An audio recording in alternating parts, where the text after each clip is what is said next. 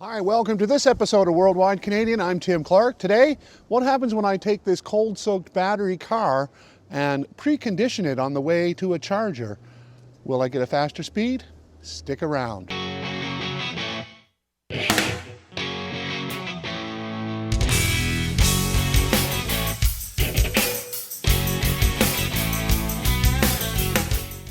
So, welcome back to this episode of Worldwide Canadian.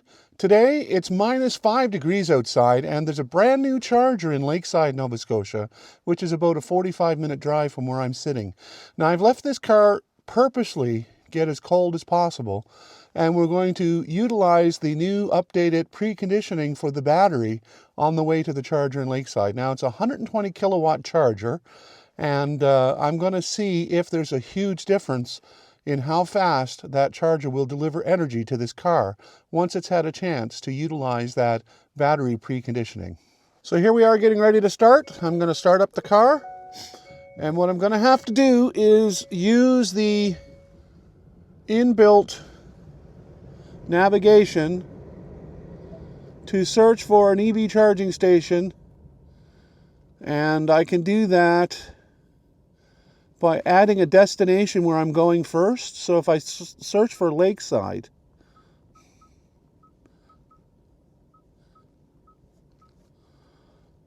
okay, I put that in as a route. And then what I do is I add in a stop for a fast charger.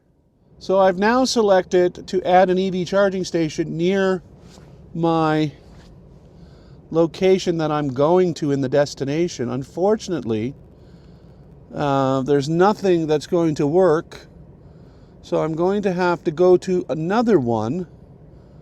So in this case, I'm going to select Nissan, which is definitely a fast charger. And then what I'm going to do is I'm going to go and I'm going to wait for the battery conditioning to start. Now, just so you know, I'm going to put up on the screen exactly what the temperature is when we start this today.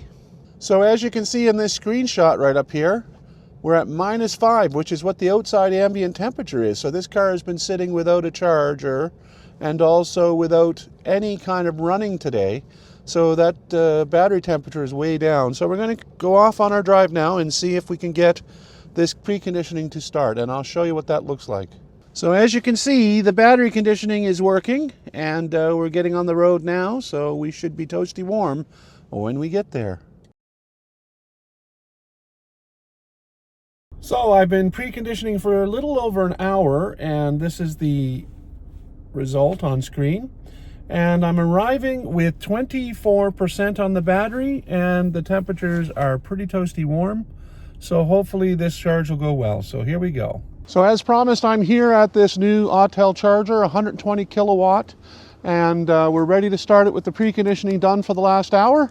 We're just about ready to get the device started up here, and I'll check in with you in a minute when I see how it ramps up.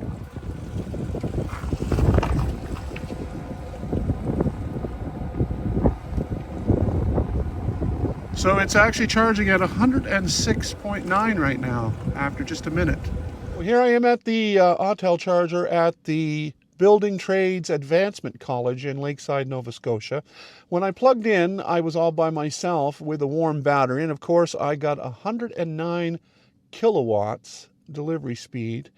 And then our friend here in an Ioniq 5, a 2022, pulled up, and he plugged in and set up the app, and I noticed the power sharing kick in, and I'm now currently getting 58 kilowatts delivery on this charge. Now, it's going to take about 23 minutes for me to get to 80% at that speed, which is perfectly fine. I'm at 41%, and it's continuing to charge efficiently, and of course, the decision now on whether to precondition your battery or not, my thoughts are this. If you're coming to a charger that offers over 50 kilowatts, then perhaps it might be a benefit to spend that 4 kilowatt hours that you would use in an hour on your way to the charger to have a faster charge when you arrive, because Most of the chargers in Nova Scotia are charging by the minute. Now, this particular charger is charging by the kilowatt hour. So if I were hitting to this charger, I would not necessarily choose to precondition the battery. I would allow the charger to start at a slower rate and ramp up, warming the battery as it does it. So for a 50 kilowatt charger, I would not bother with the preconditioning unless I was, in a real hurry and I was being charged by the minute. So even though the cars were at 35% at the same time, my car has actually pulled ahead. So the warm battery does make a difference when you get further into the charge. So I'm starting to rethink my kind of idea of whether preconditioning is important or not. So that's basically it from Lakeside in Nova Scotia. I'm Tim Clark. Thanks for joining me here on Worldwide Canadian. And if you could like and subscribe to this video and my page, that will help me to make more content. And remember, click that bell icon, because that'll help you get notified when I upload new content. Bye for now.